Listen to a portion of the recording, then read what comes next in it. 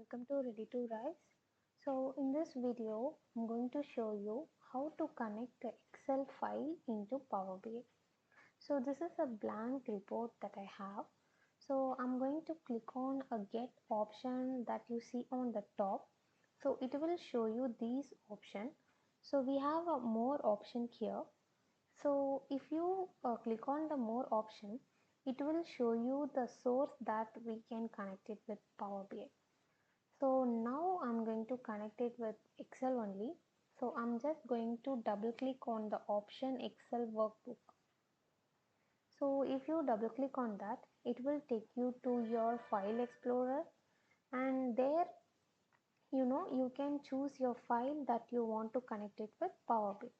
So I'm just going to double click this Excel sheet. So it takes some time to load, and it will show you the sheets that are in the Excel file. So I have 3 sheets in that Excel file. So you can select the sheet that you want. I'm gonna select all the 3 sheets here.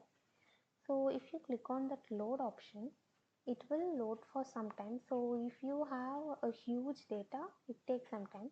So I have just small data only. So it takes some time and it will get loaded. So once the data got loaded, we have a table view option here on your left side. If you click on that option, it will show you the table view of your Excel sheet in Power BI.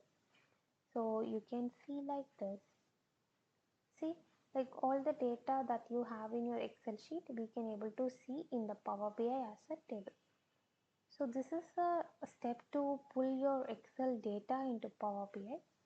So hope this video is useful to you. Hope to see you all on the another video. Bye. Thanks for watching.